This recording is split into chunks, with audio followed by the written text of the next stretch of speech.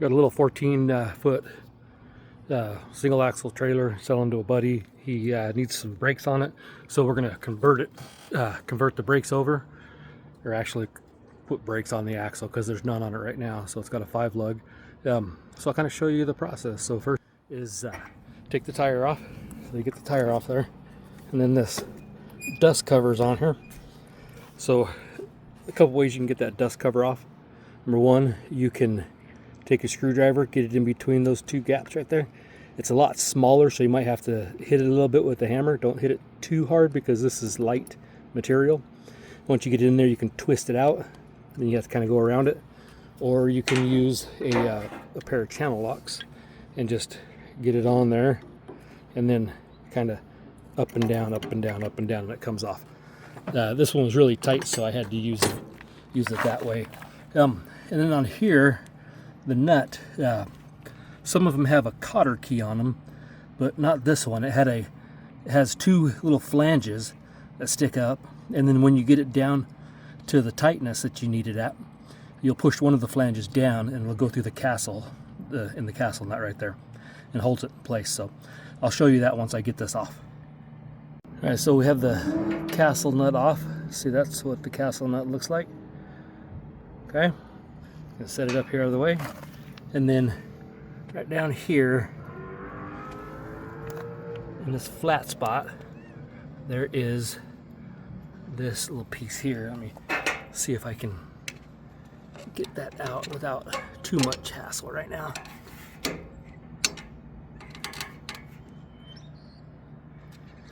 Alright, see that?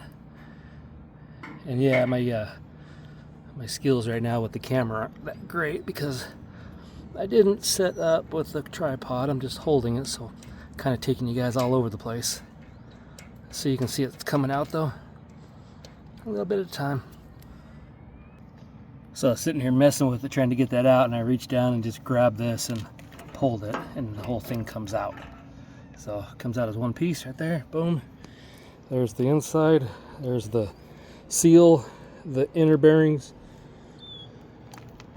And here's the outside and the outer bearings, and then the washer, and then here's that little piece I'm talking about. So what happens is this comes down on here, and I literally fought with one of these because I thought it was like a cotter key for the longest time. And then this piece here just folds over down into there. So kind of like this.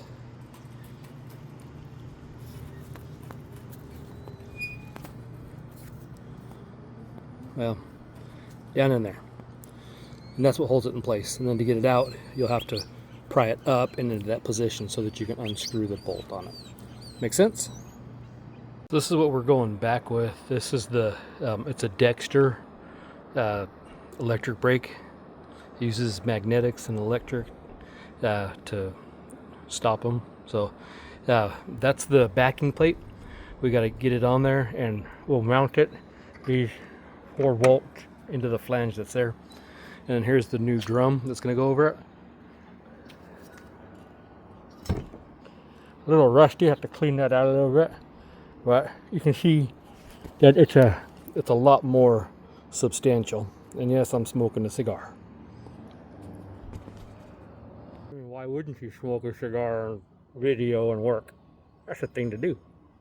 And that's where the education stops, because those are for, I think, a 7,500 pound axle. That's a 3,500 pound axle, so it means the axle on that one is smaller, and I couldn't get the bearings on there, so I'll have to find the right size to go on there. All right, so a couple days have passed.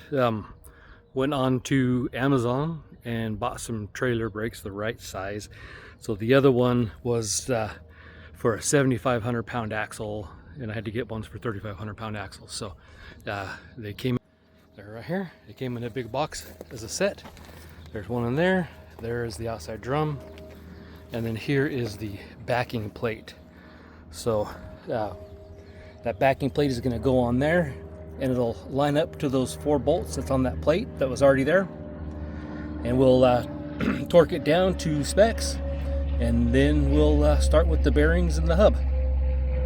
Oh, before we go though, the hub will actually bolt on, or it'll slide on right here, and that's your carrier. So when you look at it, the hubs have the bearing races inside of them, and they got the drum on the outside for brakes. So, all right, my wife says she hates it when I talk with a cigar in my mouth. Sorry. So the kit comes with everything you need. It's got new castle butts, nuts, new washer, lock washers for the back. And it comes with the cotter key. Remember I was talking about how the washer, or the way that the castle nut's held on, is with this here. See, that it goes over on the spindle. See, there's a flat part right there, and it goes over the spindle like that. And then the castle nut just screws over top of it, and you'll peel down one of these sides right here, in between the studs on the castle nut, and that'll lock it into place. Pretty easy. All right, so the bearings, you have to pack them, and what that means is that you need to get grease all through here till it comes out the top right there. And the way you do that is you'll take and put some grease in the palm of your hand, okay? And then once you do that, you'll take the bearing, and say the grease is right here in the palm of my hands, you just start pushing it in, pushing it in, pushing it in and scoop, push in and scoop, and you twist it, push in, scoop, and twist.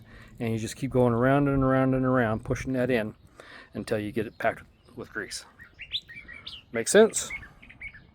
Okay. Next thing you'll need to do is put the seal on it. So you put the bearings greased.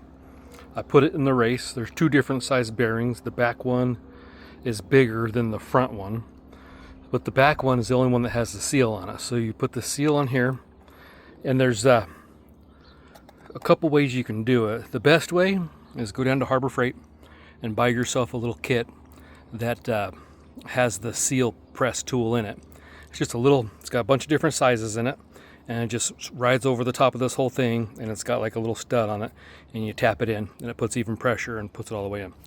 I don't have that, and while I'm about 2 miles from a Harbor Freight, I don't have the time, so I'm going to use a block and just put it on top of it, and then tap it evenly and seat it into place.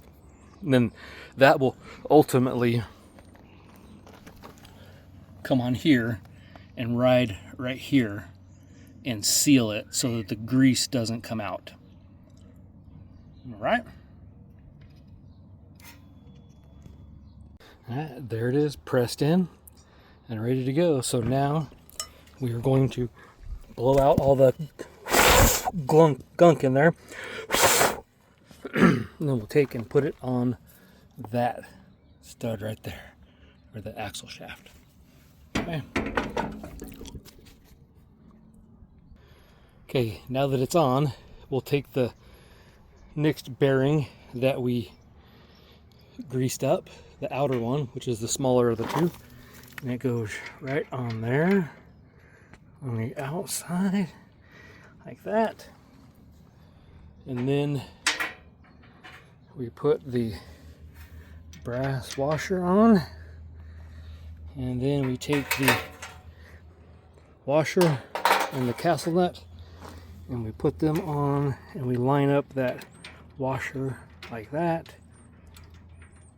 and then we start putting the castle nut on.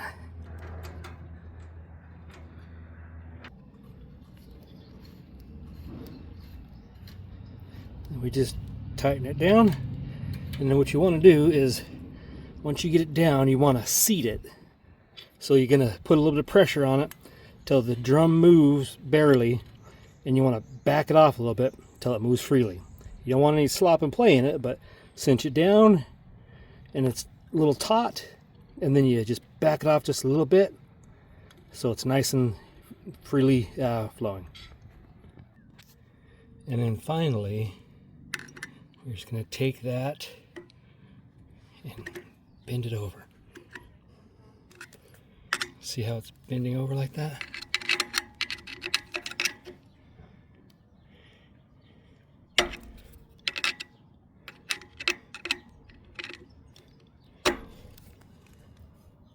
I needed both hands for a second, but you can see down in there, it is bent over. Right there. Okay, that'll keep it from backing off. And then finally,